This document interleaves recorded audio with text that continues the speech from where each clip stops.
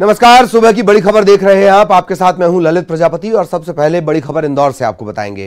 History sheeter Sajid Chandanwala के अवैध कब्जे को गिराया जा रहा है। बीच शहर में करोड़ों की सरकारी जमीन पर कब्जा कर दुकानें और मकान बनाया गया है। साजिद चंदनवाला पर 40 से ज्यादा आपराधिक मामले दर्ज हैं। इसमें एनएसए है, जिला बदर है, ऐसी कई धाराओं में साजिद जेल भी जा चुका है। साजिद चंदनवाला रानीपुरा इलाके में 3 दुकानें और 1 मकान को जमींदोज किया जा रहा है।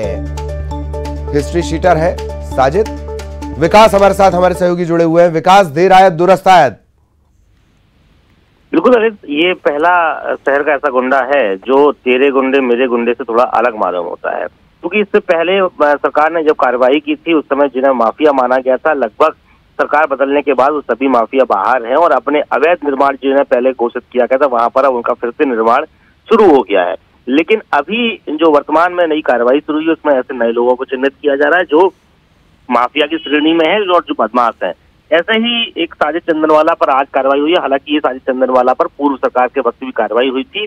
उस वक्त ऐसे जिला बदर और एनएसए की कार्रवाई उसके खिलाफ की गई थी। एमआईजी इलाके और कोतवाली थाना इलाके में इनके अवैध निर्माणों को ढाया गया था और उसके साथ ही आज फिर से कार्यवाही को अंजाम देने के लिए टीम पहुंची है। नगर निगम और जिला प्रशासन की टीम मौके पर है और कार्यवाही को अंजाम दिया जा रहा है। कोतवाली थाना इलाके के रानीपुरा में नाले की जमीन पर कब्जा करके अवैध निर्माण वहां पर किया गया था, उसे नगर निगम ने ध्वस्त कर दिया है। वाकई, और ये विकास लगातार आप बने रहे। एक्सक्लूसिव तस्वीरें भी हम इस वक्त अपने दर्शकों को दिखा रहे हैं। विकास ने ये तस्वीरें भेजी हैं, किस तरीके से जमींदोज किया जा रहा है। सरकारी जमीन पर कब्जा किया गया है। साजिद चंदनवाला पर 40 से ज्यादा मामले दर्ज हैं। एक और बड़े अचरज की बात है विकास की, 40 से ज्यादा मामले दर्ज हैं, एनएसए जैसी कार्रवाई हुई है, बावजूद उसके अगर ये निर्माण गिराने की नौबत आई है, ये तय है कि शय और संरक्षण कहीं ना कहीं से तो मिला होगा। बिल्कुल, शय और संरक्षण का ही खेल बीते कई वर्षों से चलता रहा है। अगर देखा जाए तो ये अवैध निर्माण कोई एक दिन में निर्मित नहीं हो जाता है। हालांकि पिछले कुछ लंबे समय से इनका निर्माण है और सबसे हैरत की बात है कि ऐसे तमाम निर्माण इनके पहले से थे और यहीं से आने वाले जो पैसे हैं किराए बतौर, उसी से इनकी आजीविका चलती थी। इसके अलावा और भी इनके अन्य काम रहते थे। बीते दिनों एमआईजी थाना इलाके में इनका एक बड़ा निर्माण था, उसे ध्वस्त किया गया। उस पर भी नाले की जमीन पर अवैध कब्जा इनके द्वारा किया गया था और कोतवाली इलाके में भी कुछ जगहों पर इनके अवैध निर्माण को हटाया गया था। इसके साथ ही ये जो निर्माण देखने को मिला है ये भी अभी तक अछूता था। इस पर आज कार्रवाई की गई है। तो संरक्षण का अगर जिक्र किया जाए तो ये कहीं ना कहीं दबे जुबान मालूम होता है कि बिना संरक्षण के इतना बड़ा निर्माण कोई आसानी से एक दिन में नहीं कर सकता है। शहर में 40 से अधिक अपराध होने के बावजूद अवैध निर्माण कर लेना इतना आसान कैसे सिद्ध हो सकता है। जी जी जी। एक बात और बताएं कि क्या ये जो लिस्ट है साजिद, जो इस लिस्ट में नाम आया है, क्या ये लिस्ट लंबी है? उज्जैन में भी इस तरह की कार्रवाई हुई है विकास? जो हिस्ट्री शीटर हैं, बदमाश हैं, उनकी संपत्तियों बेजा कब्जे हटाए जा रहे हैं, उनकी संपत्ति जब्त की जा रही है। क्या इंदौर में भी ये नजर आएगा अभी कुछ दिनों तक? जी बिल्कुल, अगर ये बदमाशों के खिलाफ आर्थिक तौर पर कमर तोड़ने की जो कवायद है इसकी शुरुआत ही इंदौर से हुई है। इंदौर तत्कालीन डीआईजी हरिनारायण चारी मिश्रा जो मौजूदा डीआईजी भी हैं, कुछ समय पहले चंदननगर इलाके में हुए काकानी हत्याकांड के बाद आरोपियों की आर्थिक तौर पर कमर तोड़ने के लिए ये कवायद शुरू की गई थी और तब से बदस्तूर ये कार्यवाही जारी है। जब भी बदमाशों के ऐसे चीजें देखने को मिलती है कि वापस से वो अपराधों में संलिप्त हैं और कार्रवाई को इस तरह की कार्रवाइयों में लिप्त पाए जा रहे हैं, तो तत्काल उनकी जो अवैध ठिकाने हैं उनको चिन्हित किया जाता है, उन पर कार्रवाई की जाती है। जो जानकारी मिली है उसमें ये जानकारी प्राप्त हुई है कि 1 सैकड़ा से अधिक ऐसे बदमाश हैं जिनकी अवैध ठिकानों की कुंडली तैयार है और निगम और प्रशासन के पास में मौजूद है। गोपनीय तौर पर पुलिस भी उनके साथ में बैठकर योजना बनाती है और कार्रवाई को अंजाम देने के लिए रणनीति तैयार की जाती है और गोपनीय तौर पर कार्रवाई को अंजाम दिया जाता है। रात तक किसी को की भनक नहीं होती कि सुबह कार्रवाई कहाँ होने वाली है और उसके बाद सुबह अचानक से गोपनीयता के साथ में मूवमेंट होता है और कार्रवाई को अंजाम दिया जाता है। चलिए, और विकास आज किस तरीके की और कार्रवाई की जाएगी? अभी जैसे आपने जानकारी दी, ये शहर के बीचों बीच का इलाका है, क्या और भी ठिकानों पर बुलडोजर चल सकता है? बिल्कुल, साजिद चंदनवाला के रानीपुरा और चंदननगर इलाके के कुछ ठिकानों अवैध ठिकानों की जानकारी मिली थी और कोतवाली वाला जो इलाका है रानीपुरा, वहाँ कार्रवाई को अंजाम दिया जा चुका है। चंदन नगर इलाके के जो अवैध निर्माण है उसे चिन्हित करने की तैयारी चल रही है। जी जी जी, तो ये माना जाए कि लिस्ट अभी बहुत लंबी है। बहुत बहुत शुक्रिया विकास इस तमाम जानकारी के लिए। नजर बनाए रखें।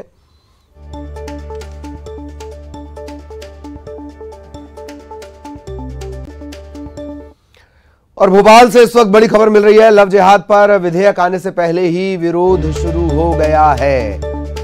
मध्य प्रदेश जमीयत उलेमाए हिंद ने इसका विरोध किया है। जमीयत उलेमाए हिंद के अध्यक्ष का बयान आया है, लव जिहाद के नाम पर प्रोपोगेंडा हो रहा है, उसे रोका जाना चाहिए। हारून जो अध्यक्ष हैं उन्होंने ये बयान दिया है। उन्होंने ये भी कहा कि प्यार किसी को किसी से भी हो सकता है, जिहाद का प्यार से कोई ताल्लुक नहीं है। समाज में नफरत फैलाने की कोशिश है और हम इसकी घोर निंदा करते हैं। ऐसा कानून बनाना संविधान के खिलाफ है, एक तरफा बदनाम करने की कोशिश हो रही है। केंद्र और राज्य सरकार को गौर करना चाहिए। जिहाद का मतलब होता है अच्छे काम की कोशिश, बुराई को दूर करना ही जिहाद है।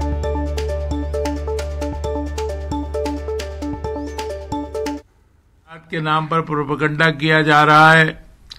पहले तो यूपी में बहुत प्रोपेगेंडा किया गया कि लव जिहाद हो रहा है और उसको रोका जाना चाहिए। हमारी समझ से बिल्कुल बालातर है ये बात, समझ में नहीं आती। लव एक अलग चीज है, जिहाद एक अलग चीज है। प्यार तो जो है किसी को भी किसी से हो सकता है, लोग साथ रहते हैं और प्यार हो जाता है। जिहाद तो एक मुकद्दस फरीजे का नाम है, उससे प्यार का कोई ताल्लुक नहीं है। देखिए, मैं जाती तौर पर कोई मजहबी तौर पर हम नहीं पसंद करते इस बात पर कि कोई मुसलमान लड़का किसी हिंदू बहन बेटी से शादी करे, लेकिन ये तस्वीर का एक रुख है, तस्वीर में दोनों रुख हैं। ऐसा समाज में सब हो रहा है कि जो लड़का लड़की साथ रहते हैं, चाहे हिंदू हो या मुसलमान हो। कई मिसालें मुसलमानों की भी सामने आती हैं, कई मिसालें हिंदू भाइयों की भी आती हैं। तो प्रोपेगेंडे के जरिए सिर्फ ये साबित करना कि सिर्फ ये मुसलमानों में ऐसा हो रहा है या मुसलमान नौजवान ऐसा कर रहे हैं, हम इसकी घोर निंदा करते हैं। और ऐसा कानून बनाना सरासर भारत के संविधान के खिलाफ है। इससे पहले दरअसल गृह मंत्री नरोत्तम मिश्रा ने कहा था कि आगामी विधानसभा सत्र में शिवराज सरकार लव जिहाद को लेकर धर्म स्वातंत्र्य कानून के लिए विधेयक पेश करेगी। कानून बन जाने के बाद गैर जमानती धाराओं में केस दर्ज कर 5 साल तक की कठोर सजा दी जाएगी। नरोत्तम मिश्रा के मुताबिक लव जिहाद में सहयोग करने वालों को भी मुख्य आरोपी की तरह सजा दी जाएगी और शादी के लिए धर्मांतरण कराने वालों को भी सजा देने का प्रावधान इस कानून में रहेगा। हालांकि स्वेच्छा से धर्म परिवर्तन कर शादी करने के लिए संबंधित शख्स को 1 महीने पहले कलेक्टर कार्यालय में आवेदन देना होगा। जोर जबरदस्ती या बलपूर्वक की गई शादी, धोखे से पहचान छिपाकर की गई शादी को इस कानून के बाद रद्द माना जाएगा। वहीं इस बयान पर पलटवार करते हुए कांग्रेस विधायक कुणाल चौधरी ने कहा कि प्रदेश में महिलाओं के साथ जो अत्याचार हो रहा है, पहले सरकार वो रुकवाए, कानून के हाथों को मजबूत बनाए, बजाय इसके कि लव जिहाद पर कानून बनाने की बात करे।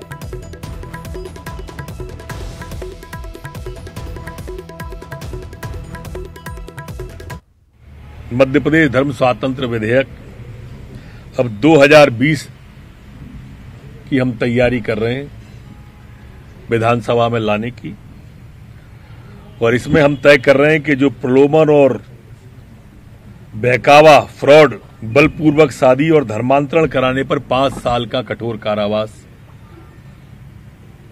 इस अधिनियम में हम रख रहे हैं।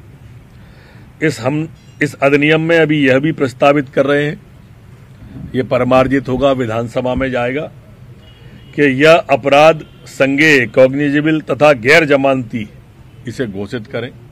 देखिए, मुझे लगता है कि सरकार महिला सुरक्षा पे सिर्फ बातें करती है और बातें करने का काम करती है। अभी तक कितने कानून बने हुए हैं, उसके बाद कितने बलात्कार और कितने महिला अत्याचार हो रहे हैं। मध्य प्रदेश में लगभग इनकी सरकार में 46,000 से ज़्यादा बलात्कार प्लस महिला अत्याचार की घटना हो रही है और रोज मध्य प्रदेश में हम देख रहे हैं किस प्रकार से घटना हो रही है।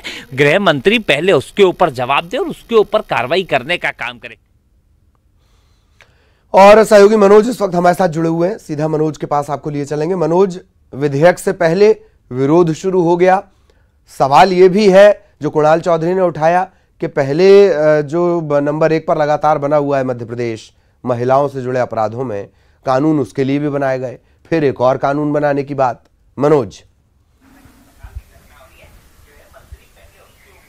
जी बिल्कुल, इससे पहले भी इसी तरीके का कानून 1968 में लाया गया था। हालांकि उसमें तमाम प्रावधान नहीं किए गए थे जो अब 2020 के विधेयक में लाए गए नए प्रावधान है, जिसके तहत जो है यदि आरोपी के खिलाफ एफआईआर दर्ज होती है तो उसे पुराने कानून के तहत जो है थाने से ही जमानत मिल जाती, लेकिन अब ये गैर कानूनी अपराध की श्रेणी में इसको लाया गया। साथ में जो सजा का प्रावधान था वो 5 साल किया गया, पहले कानून में 2 साल का प्रावधान था। यही कारण है कि अब इसे नए रूप में जो है बीजेपी सरकार के द्वारा लाया जा रहा है। हालांकि अब इसका विरोध भी शुरू हो गया। कांग्रेस ने जिस तरीके से कल गृह मंत्री नरोत्तम मिश्रा ने विधेयक को लेकर तमाम प्रावधानों के बारे में बताया कि किस तरीके का विधेयक का प्रारूप रहेगा। इसी सत्र में सरकार इस विधेयक को सत्र के पटल पर पेश करेगी, बहस होगी। हंगामेदार होने के आसार भी गृह मंत्री के बयान के बाद सामने आए थे और कांग्रेस की तरफ से लगातार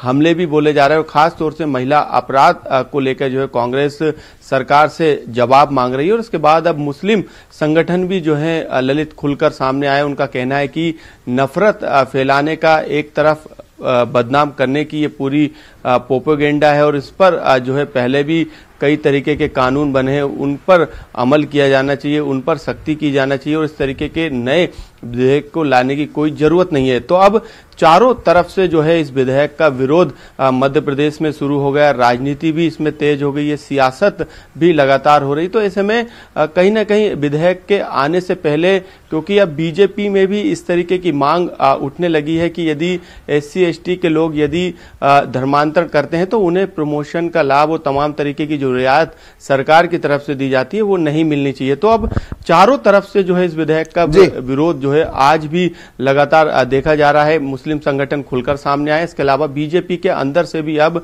तमाम तरीके की मांग इस विधेयक को लेकर उठने लगी है। चलिए बहुत बहुत शुक्रिया, लेकिन आप हमारे साथ बने रहिएगा। एक और अहम खबर हम अपने दर्शकों को बताएंगे और फिर आपसे विस्तार से जानकारी लेंगे। तो सहयोगी मनोज लगातार हमारे साथ बने हुए हैं। लव जिहाद कानून, इसे लेकर, इस विधेयक को लेकर विरोध के स्वर। एक और बड़ा फैसला शिवराज सरकार ने लिया है और वो है MP में गौ कैबिनेट बनेगी। प्रदेश में गौधन के संरक्षण और संवर्धन के लिए गौ कैबिनेट के गठन का फैसला लिया गया है। पशुपालन, वन, पंचायत एवं ग्रामीण विकास, राजस्व, गृह एवं किसान कल्याण विभाग, इसमें गौ कैबिनेट, ये सभी गौ कैबिनेट में शामिल होंगे। गौ कैबिनेट की पहली बैठक गोपाष्टमी के दिन 22 नवंबर को दोपहर 12 बजे होगी। गौ अभयारण्य सालरिया आगर मालवा में आयोजित की जाएगी ये जो बैठक होने वाली है।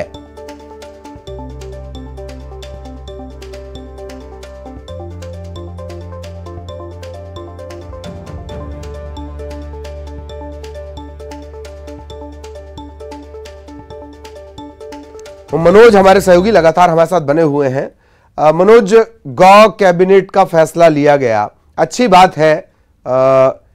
पुराने प्रयासों से ये अलग कैसे है, वो भी तब जबकि आपका ट्रैक रिकॉर्ड गौशाला बनाने के मामले में कमलनाथ सरकार से कमजोर है। मनोज।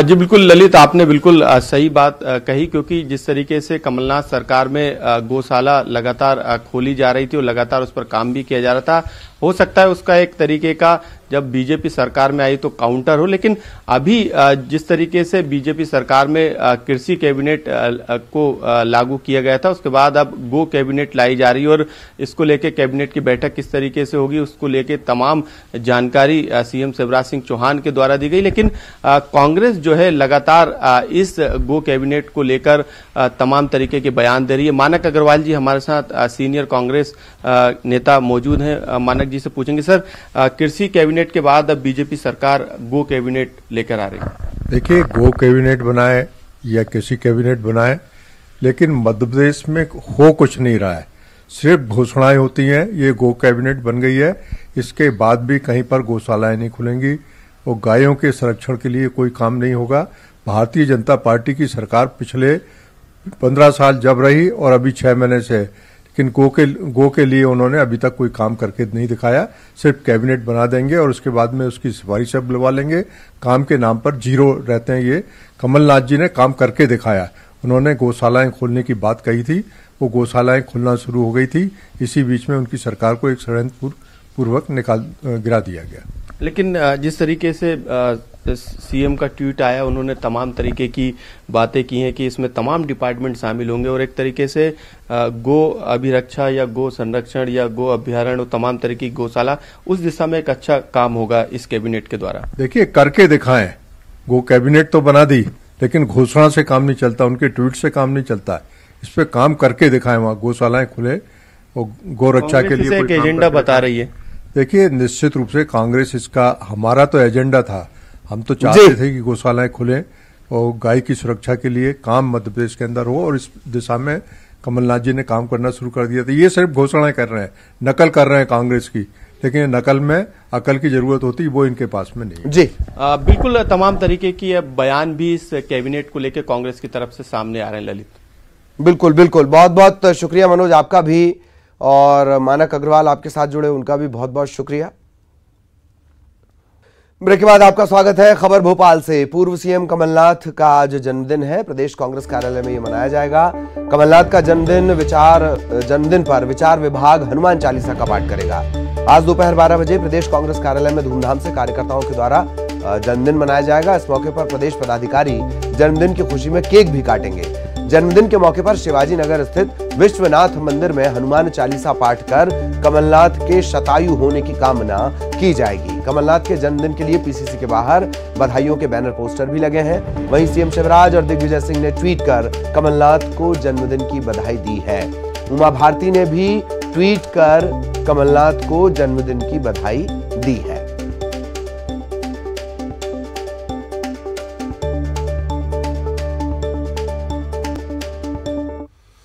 खबर राजनांदगांव से। ऑक्सीजन की कमी से मरीज की मौत हो गई है। कोरोना मरीज की ऑक्सीजन की कमी के चलते मौत, और स्वास्थ्य मंत्री टीएस सिंहदेव ने इस मामले में जांच के आदेश दिए हैं। ऑक्सीजन सिलेंडर सप्लायर पर एफआईआर हो सकती है। सरकारी मेडिकल कॉलेज अस्पताल का ये पूरा मामला है राजनांदगांव का, जहां ऑक्सीजन की कमी के चलते एक कोविड-19 पॉजिटिव की मौत हो गई है।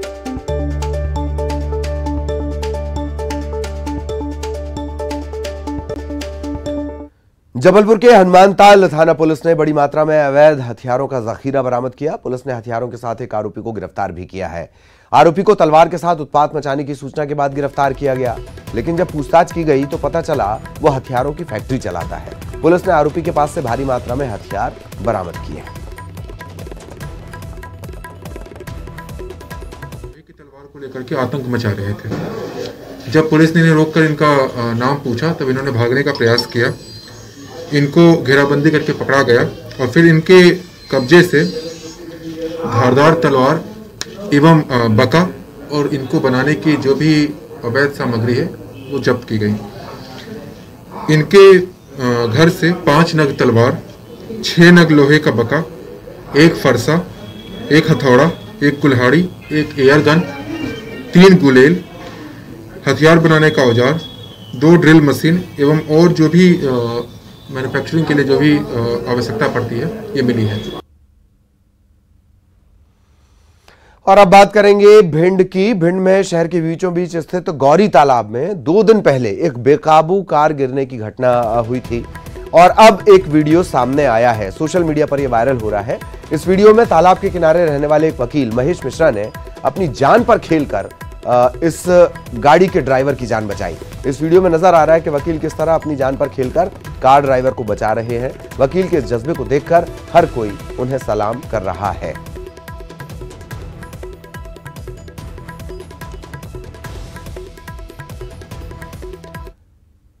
और सरकार एक तरफ जहां लव जिहाद को लेकर कानून बनाने की घोषणा कर चुकी है, वहीं प्रदेश में महिला अत्याचार के मामले को लेकर कांग्रेस ने ट्वीट कर सरकार पर निशाना साधा है।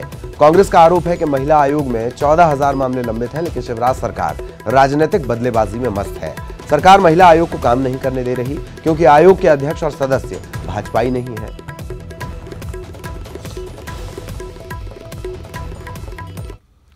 बीजेपी प्रदेश अध्यक्ष वीडी शर्मा ने ऑगस्टा वेस्टलैंड चॉपर घोटाले में कमलनाथ के बेटे का नाम सामने आने पर निशाना साधा। वीडी शर्मा ने कहा कि कमलनाथ के बेटे बकुलनाथ का नाम आया है, लिहाजा मध्य प्रदेश की जनता को कमलनाथ को जवाब देना चाहिए।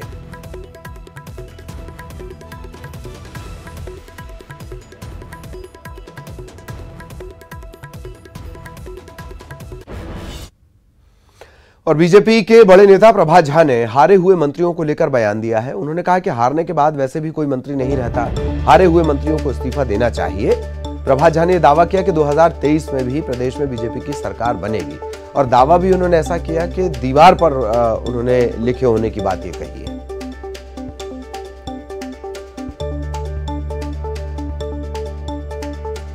मान के चलिए संवैधानिक स्थितियां रहती हैं। ये तो जब मैं मंत्री रहते हुए चुनाव हार जाऊंगा तो मंत्री थोड़ी रहूंगा। देखिए क्या होता है, ये जब तक कैबिनेट की मीटिंग नहीं होगी और ये जो कैबिनेट है उसके बाद विस्तार जब होगा तब वो अपने आप में हट जाएंगे। और जनता के आशीर्वाद से भारतीय जनता पार्टी के सरकार को स्थायित्व मिला है और यह स्थायित्व 3 साल दिखाएगा कि कमलनाथ का 15 महीना छोटा था और शिवराज सिंह चौहान का ये आने वाला 3 साल इतिहास रचा जाएगा। और